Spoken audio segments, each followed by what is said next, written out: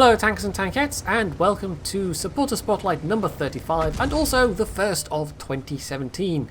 I've doubled up with this episode. We've got 2 Tanks replays and 2 Warships replays. Although the Tanks replays are only going to cover about 14 minutes, the rest is all Warships. But that's just by virtue of the nature of Warships gameplay, it takes a bit longer. There is a theme to this as well. That's such good grammar. In that both Warships replays are going to be British cruisers. So we'll get to see some of that gameplay. And I've not actually shown off any view replays of British cruisers so far, I don't think. The only replays you'll have seen on my channel of that particular set of ships will have been the preview games. So this is, anyway, onto the World of Tanks. This is King Trigon in the very bottom tier in this matchmaking, T150, but the gun is really rather decent. It's just his armour isn't going to be worth that much, and of course being bottom tier he doesn't have that many hit points to work with. The matchmaking is also not super great in that the enemy team have 2 heavies and their own team don't at the top, but those heavies are a T32 and a T34, and Himmelsdorf is not the ideal map for either of those. There are various piles of rubble that they can use to be hulled down, but there are also lots of areas where you're going to get easy access to their hull, and the hull armour on the American heavies is until you get to the M105, the M105. I just made up a tank. The M103, it gets a bit better, and then of course the T110 E5 is where the hull armour gets really quite strong. But at tier 8, not so much. So he's being rather cautious. I mean, he doesn't have to worry about getting hit from down below from the streets, because there aren't really any enemies down there to speak of. There's just the T32, although that T32 is going to do rather well. There was a bit of a hairy moment there, though. I mean, it looked like the Rheinmetall was going to whack him one, which, with that gun, could have killed him. I think it was the 128, but that can roll high enough with his hit points. But instead, he chose to shoot the Pershing. So it wasn't so good news for the Pershing, but the Pershing at least survived the hit, whereas Trigon, RNG depending, very well might not have. Having said that, though, I don't know what hit points the Pershing was on before that hit. We didn't get to see that exactly. So the only thing with any armour on their team has showed up, the Super Pershing, and he's making a bit of a push. So this could work quite well. I mean, they've lost one of the Tigers already. The T-34's low health. You know, the enemy team's fairly bruised as well. The Super Pershing could make the difference. However, he's not angling terribly well, unfortunately. He's giving them way too much axle, and this Rheinmetall is just punishing him really, really hard, and now he's dead. So this isn't so good. This push is suddenly looking like a retreat, in fact. Now it looks like the Rheinmetall is going to go for him, and then lo and behold, actually no, it's the bird that decides to try and stick the boot in, which is a rather bold move. He does get a hit in though, but nothing too catastrophic. Then the T-34 decides to have a go. Not entirely sure why he decided to have a go. Trigon could easily have survived that hit. The T-34, however, in return, was never going to do the same. So, So it's just the 2 tank destroyers and the Burt. So the SU, a bit ponderous in its ability to turn. So that was an easy kill. However, unfortunately, yeah, I think Trigon gets a bit distracted by the FV. Maybe he doesn't realise he's blocking the Pershing from retreating fully there. But such things happen in the heat of battle. It was not deliberate by any means. At least that's my reading of it. You know, it might not have been that the Pershing was trying to back up there at all, but I think he probably was. Anyway, so there's a bit of a drive-by from the Lorraine, and that just leaves the T-32, who's still sitting on rather a lot of health, as it turns out. So what's left on his own team? Well, a 1375 and a Hellcat, both of whom are a one-shot, and of course that artillery. Trigon himself potentially could survive a hit from the T-32, but it wouldn't need much of a high roll in order to kill him. The Hellcat and the 1375 meanwhile chipping a bit of health off that T-32, which is useful But there's every chance that Trigon isn't going to get a chance to take a pop at this guy, just because, you know, the T-150 is not the fastest machine in the game, oddly enough. But you never know, he might get a chance. And in fact, he's going to get a chance right now. The T-32, well, he looks like he's going to take out the 1375. I don't know why the 1375 is trying to get around him. He's never going to make it. I mean, it's he's managed to hit, and it's an awfully risky maneuver, and it just wasn't going to pay off without the hit points. Anyway, so this could be good, and then no, oh well. If he'd aimed it a little bit lower, I think he'd have stood a very good chance of hitting the side armor and penning the hull. But as it was, sadly not. So the Hellcat gets in a hit there, and then he's about to go down himself, unfortunately. If the T-32 really low rolled, the Hellcat could have survived, but sadly he did not. So that just leaves a very low health T-32, artillery, and Trigon with his APCR, which is entirely sensible in this scenario. So he just needs to basically get the shot off first. Side armor, excellent, and there we go. Not even an entirely fully aimed shot, but it went in nonetheless. So that was an ace tanker with no other badges. There was two of the ribbons there. He also got a heavy tank mission there. One of the I think he probably did mention in his email which of the things it was for, but I've forgotten now. So anyway, there he is, top of the team with actually top damage and 4 kills. Not bad. He's even done more damage than the enemy top tier T-32 did. So yeah, it's a very nice gun on the T-150, and it retrospectively got even nicer once the old KV-1S disappeared from the game. Although if you were especially flush with cash, you basically had the chance to buy the old KV-1S only at tier 7 as a premium, as the was it KV-122 they called it? Not entirely sure that was a particularly good investment when you could just buy an IS, or even the premium IS, the IS Berlin, but never mind. So next we're on to Menthel in the 1375. We just had a game with one of these, and now we're going to get to see it in action. But this is not really a classical scout game, because the 1375 is far from a classical scout. It just does not have the speed. He's also gone full APCR. Now this I do remember something about. He says it was towards the end of his grind, and possibly he was also going for gun marks. And if you want to go for gun marks in a machine like the 1375, full APCR is entirely understandable, because the gun is not terribly good, especially when you consider that this sits at the same tier as the Walker Bulldog. So yeah, I can't really fault him for going full APCR. It's going to be a bit expensive, but it is going to turn out to be worth it.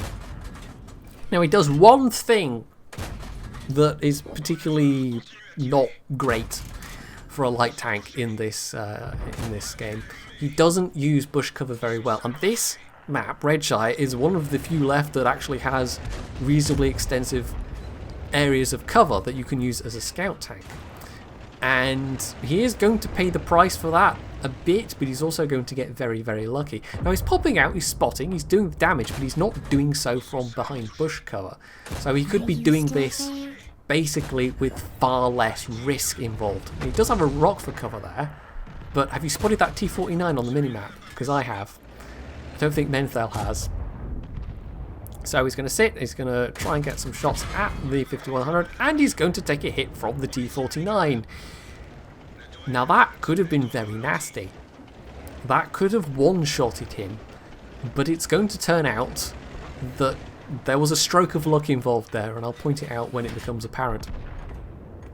So anyway, he's had a damaged turret, but nothing worth repairing. And there's the T-49, who's got the stock turret and the stock gun. If that had been the derp gun, that easily could have one-shotted him, and instead it was quite possibly a penning shot, but if it was, he got very lucky without taking any module damage. So down to less than 20 shells already. This thing doesn't have a high ammo count. Maybe another argument for loading full prem in this thing. Shots are going to count a bit more, because you cannot afford to bounce shells when you have so few shells to begin with. It's the same in other French autoloaders, except other French autoloaders tend to have better penetration. 1390, for all its faults with gun handling, at least has a pretty reasonable amount of pen, as does, of course, machines like the Batchats. So the 1375 is by far the weakest of the French autoloaders, easily. So once again, shots on the side of an 87, takes the axle and gets all of that juicy assistance damage, which is nice. However, this T49 is getting a bit fresh. This might be a bit tricky, although he does have to climb the slope here. And of course, he's spotted all the while. So Menthil just has to keep this guy occupied. And there we go, his allies finish him off. So that would have been a bit risky, taking another hit from that guy. He probably could have survived it, but really didn't need to take the risk, as it turned out. So, what's left? Well, there's a 5120 who has been very shy. Although, in a 5120, kind of can't blame him. It's not a frontline heavy by any means, but he's fallen all the way back to behind the enemy cap, and they're just basically pressing in from all sides. Now, there's no... this is a 916 game. There's no functioning damage counters in the replay itself, which was a thing they did fix for 917. And it was only one patch without, but it is a bit awkward when you're doing these replays. But it also means that you're just going to have to lay your bets now as to how much damage he's done exactly, because he's not been whizzing around doing scouty things. He's unlikely to have gotten massive amounts of spotting and assistance damage. He may well have gotten some, but he mostly seems to have been concentrating on doing actual damage with his gun, with putting that APCR to work. And he's actually hit a fair few shots as well, because he's not been whizzing around, because he's had the time to sit and aim. And it's the only way to get semi-reliable shots with the French autoloaders. There's nothing more annoying than whizzing up behind somebody that you know you can kill in a 1390, and then RNG trolls you out of half of your shells, and they just bounce or miss completely.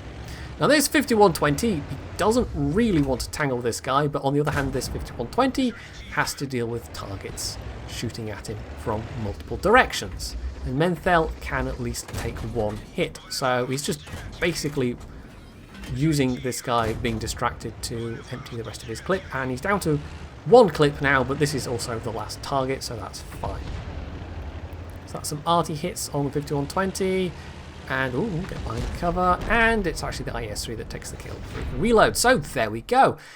That was 3,373 damage and actually 1,600 spotting and assistance damage. So that was his ace tanker game with a Confederate as well. So actually, in terms of the spotting assistance, it wasn't half bad, but it was the damage done that really stood out. You know, it was not a flawless game. He did make a big goof with that T49 that could have cost him his tank entirely, but aside from that, nearly 3,400 damage in a 1375, that's not bad.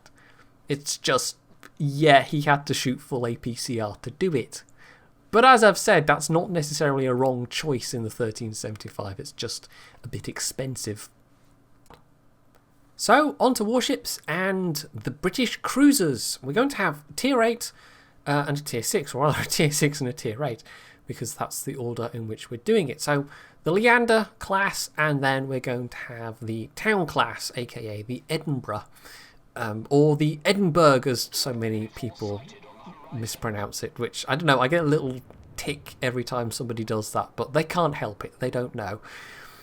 They should know after, you know, I should do a Scottish pronunciation guide, but I'm sure my Scottish pronunciation, I can't even say pronunciation. God, okay, I've just been completely hoisted by my own petard there. I'll shut up now, or at least shut up on that subject. Anyway, so, as you are no doubt aware if you've played warships, the British cruisers, at least the regular ones, entirely lack HE shells. You've got, however, instead special AP that has more normalization and shorter fuse times, so therefore it detonates within the ship quicker. However, against things like destroyers, I suspect it's still going to overpen. So this is a domination mode on whatever this map is called. The name escapes me. I have to say, most of the map names for warships are a little bit on the generic side. I've got a hard time remembering what most of them are. It's not like... I mean, some of them are also a bit generic in World of Tanks as well, but there are others which have actual proper names, which are just easier to remember. Anyway, so it's this map. And it's domination mode, which means the teams have to contest the cap circles. Occasionally, you'll have domination games where one team just doesn't. Those tend to be over very quickly. But that's not going to be the case in this game. Now, this is hardly going to be a flawless game from Armor. He does make one or two gaffes and kind of gets away with it, but he's a bit lucky that he gets away with it. He could easily... there's one particular moment, I'll point it out when it happens, but there's one particular moment when he easily could just get wiped out and doesn't, luckily. But these are fragile ships. They are definitely light cruisers. The armament and the armour makes them generally squashy and attractive targets, because it hasn't taken anybody at all very long to realise how easy these things can be to kill. So he's going to back up because he thinks he can get shots on the Fiji. Unfortunately, with that destroyer having died, though, he's going to have to spot the Fiji himself, which means leaving the cover of smoke. And that's the exact moment that the Fiji smokes. So that's super awkward. He's also got to wait 25 seconds for his torpedoes to come back. And this is the point where he really does make that mistake, because we know there are battleships incoming. And by firing his guns, I mean, the secondaries of that Fiji are actually opening up, so he can make a guess as to where the Fiji is. And he does get the cap reset. But meanwhile, those battleships are inching ever closer. And so intent is Armor on getting these torpedoes out that he's hanging around here far too long, and he's really paying the price. Ouch. Yeah, that was not so good. He's now down to rather less than half health. All because he wanted to torpedo that Fiji. And as it turned out, he just gunned the guy to death instead. There's also the exciting news that a Scharnhorst is coming in on his other side. But the Scharnhorst... well, I'm not sure why he's doing this to begin with, but he seems to be slightly ignorant of the fact that there is a torpedo-armed cruiser here, and that's going to cost him his ship. So, there we go. Nice bit of extra damage and another kill. Yeah, that Scharnhorst was a little oblivious, maybe. It was around about this time when I was watching the replay that I was thinking, use the heal. Use the heal, Armor, use the heal. And then he does finally, but... yeah, I sped things up a little bit there so you could see his 3-point turn, although maybe that was a bit too sped up and awkward. I don't know. I haven't quite, I'm just kind of winging it when I do stuff like that. I don't know what stuff works when necessarily. It's just, that felt like a moment to speed up rather than just do a jump cut. But maybe it was just too awkward. I don't know. Anyway, so... incoming fire from the Bayern, but fortunately he's firing HE, which is good news. And even better news is that Jim can smoke, or Armor. It's not really a giveaway to say his name is Jim, because it's all over his website. It's not a state secret, I suppose. But yes, anyway, he's got that Mitsuki spotting for him, although the Mitsuki is now smoking up himself, presumably because he's just gotten within spotting range of that Bayern. Anyway, broadside battleship, which is really what you want with a British cruiser. You don't have a lot of chance penning something that isn't. However, there's also a Minikaze that's floating around here somewhere, and that's a bunch of incoming torpedoes.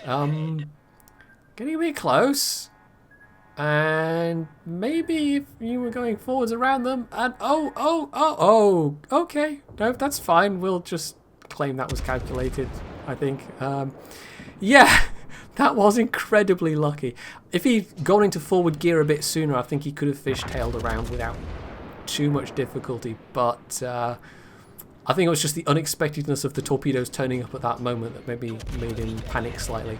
Not that I would ever do such a thing, of course. If you've ever watched any of my own live streams or videos, you'll know that I'm always very cool and calm and collected when I play warships and tanks. I never make any mistakes at all, and I never panic and make a wrong decision or anything along those lines. No, not at all. So, giving chase to that Minikaze. Now look at this. That Mayhan's name, by the way, I remember that cartoon, Hong Kong Phooey. It was probably horribly racist by today's standards, or just using lazy racist stereotypes, but I can still just about hum the theme tune to that. But anyway, yes, he's sailing around on 11 hit points. This Minikaze, who's been firing torpedoes, has apparently not realised that his guns are actual functional guns, that they are not just deck ornaments. But he's going to realise.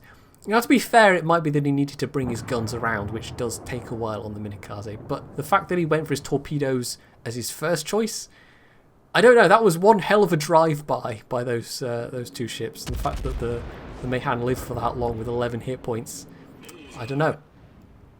So the Minikaze comes round, not expecting to meet a cruiser in the face. But he does, and Jim manages to take him out, so that's fine. So that just leaves 3 enemy ships, and they're all more clustered around the middle. So Jim goes back towards A, except there was a Cleveland spotted going this way, and lo and behold, a Cleveland is what Jim meets. So the Cleveland's actually firing AP, which is the smart choice against a British cruiser, especially if you've got any amount of side armour. And so Jim, having his last smoke available, decides to pop it, which is fine, except he's... well, there's something else spotting this guy right now, actually. It must be a plane or something. Oh no, it's the Hydro. He's using the Hydro. Of course he is. So, yeah, he uses the Hydro to spot, and he's able to shoot and do a bit of damage, but nothing spectacular. A couple of 2k salvos there. But of course, that also resets the cap timer, which is all worth XP. However, if he wants this guy, I mean, he's out of Hydro range now. If he wants this guy, he's got to go forwards. He doesn't have a lot of choice about it. So, well, okay, there's only one thing to do at this point. No guts, no glory. So the Cleveland's circled back round, which means hello side armour, which is fantastic. That's what we want. But when Jim appears, he immediately starts angling away. Because that's how you beat a British cruiser, is you just angle as much as you can. This is a bit awkward for Armour though, because if he goes out too far, there is a Fuso that could potentially shoot him. However, there's also a bunch of his allies around the middle. There's a pair of, what was it, a Bayern and a Fuso, and then there's another Bayern and another cruiser further up. So, yeah. Hopefully, the Fuso is not going to be paying attention to him. So, this Cleveland is being super annoying in terms of just angling. I mean, it's almost like he doesn't want to die. And he's just not making it easier. This is the point where if you had HE, this would have been over already. But he doesn't. So, he's having to rely on basically superstructure pens, I think. And there we go. Finally gets that last slither of health. And a 5th kill. So, that's a Kraken. Now at this point Jim makes another big boo-boo, but it's not really a boo-boo in terms of like costing him health or anything like that. It's just he could have gone for the Fuso. The Fuso was not looking his way. And I think maybe Armour just didn't realise it. He could have gone in, dropped torpedoes in his face, got a final bit of damage, and a 6th kill, maybe even. But as it was still the Kraken with a Confederate, 72,000 damage, which is not half bad. And overall, a fairly respectable game. You know, that was more than enough to put him at the top of the team list. It wasn't, like I said at the start, not flawless. He did give away rather more of his health, but I think we've all made mistakes like that where we immediately regret it and realise we've done something wrong. And it's realising that you've made the mistake and then thinking to yourself how you can avoid that situation in future and... you know, not taking huge amounts of damage because you were too greedy to back off from an oncoming battleship in your fragile cruiser in this instance. You know, you can learn from that. You can learn to be less greedy in future because sometimes risks pay off, but sometimes they really don't.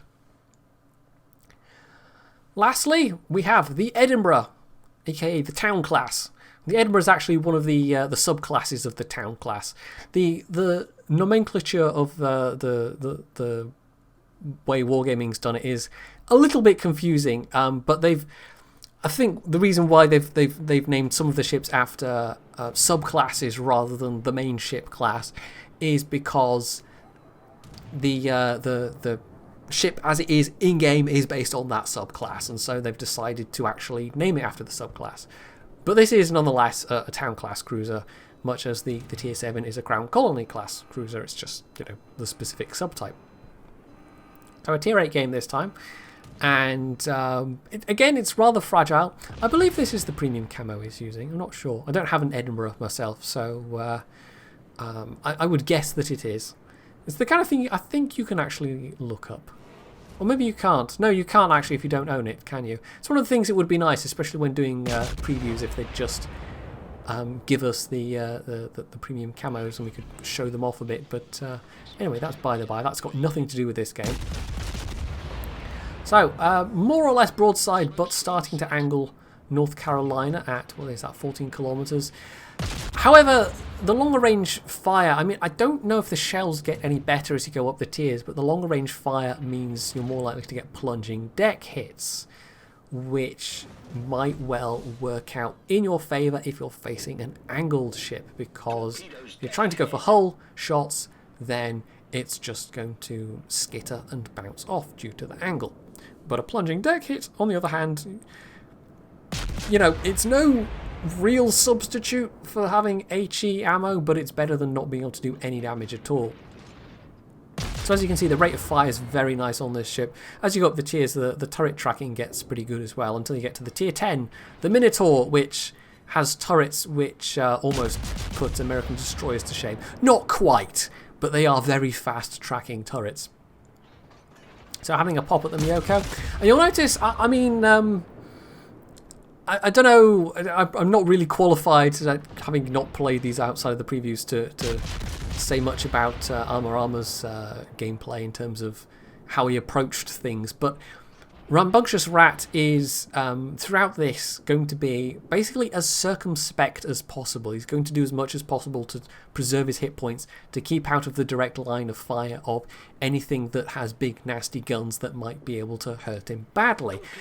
And I suspect that's probably the best way to play these ships, but it also is a play style that leaves you quite dependent on your allies a lot of the time. It leaves you in a position where you have to have somebody else there to take the hits for you, because you cannot yourself, because you'll just get wiped out so easily, potentially. Now that's kind of true for cruisers generally, but I think it's just more so true for the British cruiser line, because they just do not cope well with being shot at in really any way, shape or form. So he decides to pull out. There's a North Carolina that could potentially shoot him, but I think the temptation of these two cruisers is a bit too good to ignore. And they're both lower tier cruisers as well, so the same guns, but potentially he can angle against those 6-inch guns. He doesn't have to worry about being spammed by HE from those guys. There's also a destroyer who's spotted from the air at the moment, although there's a pretty big cloud of smoke there, so it's going to make, I mean, he clearly wants to drop torps in there. It's going to make doing it a bit guesswork, but you never know. One of those might pay off. So that's one lot of torps out, and, well, we'll see. We'll see. Keep an eye on the indicator. You never know. So more shots over at that Fiji, and another decent salvo there. That was, what was that, just over 4,000, about 5,000, something like that. No citadels or anything yet, but I think maybe you need to be close range to be more guaranteed to get those. But it's the same with the Soviet cruisers, which are also somewhat 6-inch gunned. Not all of them are, of course, but tiers 6 through 8 all have those fast-firing 6-inch guns, and they're the same. You get a broadside cruiser and you can go to town on them, but longer ranges it's a bit difficult. So he also took out that Leander. Not only did he manage to kill the Fiji, but he got the Leander. And it turned out those torpedoes, well, at least one of them found their mark. So instead of charging forward at this point, he's being a bit cagey. Actually, was it the Leander? No, I think it was. I think there's more than one Leander, because the Akatsuki's still running around. And talking of the Akatsuki, there's a bunch of torpedoes, so he's going to have to be careful he doesn't run into those. So one-on-one fight with the Leander, and it's a little tricky as he is in a turn and can't really avoid taking some of these shots, but he's managing to get a slightly better angle here. There we go, first Citadels, very nice. That was a rather decent chunk of damage. The Amagi's also opening fire on this guy, so he's in serious trouble and is unlikely to last for very much longer. So that salvo, unfortunately, doesn't quite find the mark, but surely the next one will. He's actually trying to heal as well, but it's not going to do much good. There we go, so that's his third kill. So they've got now control of 2/3 of the cap circle, but they are losing it, or losing control of the mid cap point. The enemy team are starting to put pressure on from the south. We've got a lone North Carolina in, what, D1, D2? He's probably not going to last, and that's a top tier battleship, so that's not great. They've got the Scharnhorst in B, who is probably also getting the brunt of the enemy attention. And their carrier, well, is he... Oh, I'm thinking of another replay. There was a replay I watched earlier where the carrier basically didn't run away and got killed. But maybe I'm thinking of this replay and it's later on in this replay. I don't know. I've watched a fair few replays coming to do this video, and sometimes they start to blur together slightly. So that's a fourth kill, taking out that Akatsuki. That's a very useful one to have killed, actually. And now he's got, once again, broadside shots on the North Carolina, who is going a bit less fast than he thought. Although he does seem to be speeding up now and turning in, because that's what you do against a British cruiser, especially in a battleship, is you just angle a bit and suddenly most of their shots bounce. But again, longer range, not super long range, but longer range, so these are coming down at such an angle that some of them might be deck penetrations, maybe, potentially. Of course, the big thing that other cruisers have that really you do miss with the British cruisers, and it's in this kind of situation especially, is there's no way to get that ticking HE, or the ticking fire damage from setting fires with HE.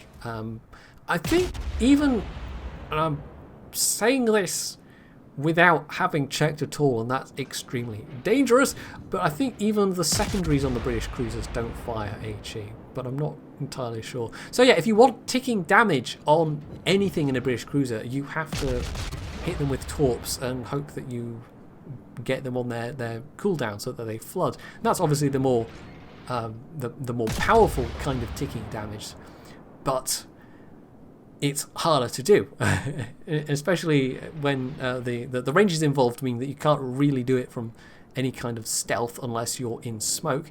And of course, torpedoes are a lot easier to dodge than volley after volley of HE shells. Anybody that's ever met a Zhao in their top tier battleship, like a Montana or a Grosse Kurfürst or something, they know how painful it is, or even at the lower tiers, meeting an Atlanta when they just whack you over and over and over. And that HE damage, you know, it adds up, and the fire damage, especially over multiple fires, can be very painful. There's actually a skill under test in the patch test server right now, actually, the 5.16 test server, where for battleships it reduces the superstructure from 2 zones into a single zone. And so you could have at most only 3 fires rather than 4, which potentially could save you from taking a fair bit of damage over the course of a battle, but that seems like a highly situational thing. Anyway, so he fancies his chances against the North Carolina, who's pointing his guns elsewhere for now. But, well, it's not a good angle for his shells. Torpedoes... oh, having said that, that was a 5k salvo. But yeah, somebody else gets the kill, unfortunately, while he's putting his torpedoes out. I think it might have been just into the bow armour, and that extra normalisation penetrating the softer bow armour at that angle just did the trick. So that's his... I don't even know what kill that is now. The thing says 3, but that's not right. I'm sure he's killed more than 3 ships. Maybe I'm just not counting properly. So there we go. There's another kill, Mayhan. Maybe somebody else got some of those kills that I thought he got, and I'm just horrible at keeping track. I don't know. But the situation, anyway, it's not great. I mean, he's here in his squashy cruiser. There's an Amagi, which doesn't have super good armor. I mean, it's still battleship armor, but it's not fantastic armor. And there's a Mayhan. The carrier's also running away for his life up north. And as for the enemy team, they're all closing in rather unpleasantly, and it's not looking so good. So this is going to be a bit of a tough fight to try and turn this around. He's going to struggle a bit here, maybe. So he's air spotted right now. He wouldn't be spotted otherwise. I mean, one of the things the British cruisers do have is very good surface detection ranges for cruisers. I think you can get them to be as good as the Japanese. I'm not sure offhand, but with the concealment system available at tier 8 and above, you can make them fairly sneaky, and that is especially useful when you're in a fragile ship. So once again, a sped up section, just showing him getting forward to that smoke. Just as it disappears, that was actually the enemy Mayhan's smoke. And he puts out his own smoke, and then it turns out to have been not that useful because, I mean, you can shoot at the Miyoko from it, but the bigger threat, that battleship, well, he got taken out by the Mayhan, and so that just leaves this cruiser. So maybe he would have wanted to keep that smoke for later, I don't know. He also just drifts out of the smoke, and I'm not sure if this is him trying to readjust for a better angle so he can get his rear turrets on. But it's a little too far out the smoke, and unfortunately he gets spotted. So the Mayhan's trying to cap while he is pummeling this Miyoko. Mayhan's also put out a bunch of torpedoes. We can see there's a Dunkirk that seems to have run aground. And then there's two ships coming in from behind. In fact, one of them seems to be going for the cap. So if they can take out the Miyoko, at that point maybe they can stabilise things, because the enemy team is a little bit split apart at that point. They'll have brought things to an even keel, if you'll excuse the naval terminology, because I'm totally, you know, I'm a salty sea dog, I am. Yeah, definitely. So gets the kill, which is fantastic. That's the Kraken. I was completely just miscounting his kills before. Unfortunately, however, Kutuzov is going to start charging down that Mayhan, and the Mayhan, yeah, the Kutuzov is a very powerful ship against destroyers. You've got those fast-firing guns with HE shells, which is fairly devastating, and it's not going to go well for the Mayhan, unfortunately. And there's another salvo. So, if Rambunctious can get the side of this guy in time, maybe he can save the Mayhan, but it's not looking good because the Mayhan's just been permanently air spotted by those torpedo bombers. So unfortunately the Mayhan goes down, but at least it's going to mean that Rambunctious gets a chance to take out that Chapayev, not Chapayev, Kutuzov. Different ship entirely. So there's a chance the Kutuzov might have put out torpedoes, but as it turns out, it's fine. He didn't have a chance at all. So that just leaves a Dunkirk and the enemy Gneisenau. And it's at this point, well, okay, that Dunkirk hasn't moved for a little while. Maybe Rat hasn't realised that fact. The Dunkirk is in fact AFK. And maybe if he turned and gotten into a position to attack that Gneisenau, this could go differently. But the thing is, the enemy team is ahead on points, and even if he kills the Dunkirk, they're still going to be ahead on points. And that Gneisenau is now going to start capping C. And so that's going to keep them ahead on points, although it does get awfully close.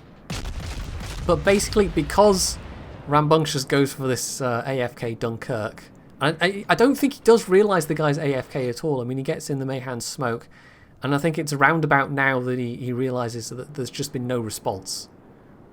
That this guy isn't a threat, and with the Gneisenau about to start capping, it's cost him a bit too much time. Basically, if he turned around and had been shooting at the Gneisenau, then he could have defended the cap point, you know, disrupted the Gneisenau from actually consolidating that lead that they have at the moment, because he's done a magnificent job bringing things back.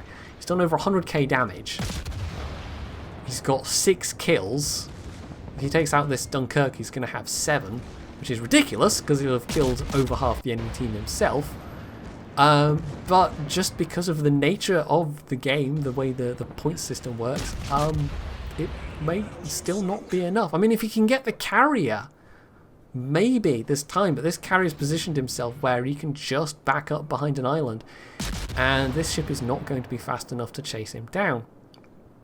So with that Dunkirk kill, they are close on points, but the enemy team is about to get a 2-cap advantage, and so they're going to be accruing those ticking points faster. And even if Rambunctious can get on that A point and start capping, they still have that lead, and it's so close. But unfortunately, it's not close enough. So I think potentially, I mean, it would have been difficult, but with the health he has left, the fact that he's got heals, the fact that it's a Genizer now, who's only got 3 turrets with the twin guns to work with, potentially it could have worked, but despite the closeness of it, they're about to run out of time, and the enemy team has more points, so it's a win for the enemy team, unfortunately. So having said that about Rat, you know, he could potentially have, in hindsight, done that, but you know, if some of his own teammates had also done a bit more damage, if they'd fought a bit harder, I mean, you can look at that team list and see that even though it was a loss, Rambunctious had the best score of anybody by far. So if some of his own other top tiers had been just a little bit more effective, I think that easily could have been an incredible win. That could have been well over 3,000 base XP. I mean, if you're making over 2,000 base XP on a loss, just think what you could have done on a win. So that's a bit unfortunate, really, but it was still an incredibly good game in terms of damage done and in terms of the XP. And you can see there his profit from that game was really quite healthy. So yeah, I think with the proper amount of caution, the Edinburgh can do really good things. A lot of the higher tier British cruisers can be really effective. But the thing that maybe still makes me a bit kind of, not prejudiced against them exactly, but a bit cautious about them still, is just how much you do end up relying on your teammates. And in a game like World of Warships, sometimes, you know, your teammates can and will let you down rather badly. So the ability to do more yourself is always useful. So that's it for Patreon Supporter Spotlight number 35. I hope you found it entertaining. I hope your new year is going well so far, although there's only been a day or two of it, but nonetheless. And yeah, if you have any comments or anything about this video, you can stick them down below. You can hit the like button. You can sub to my channel if you haven't already. And as always, stay tuned for more.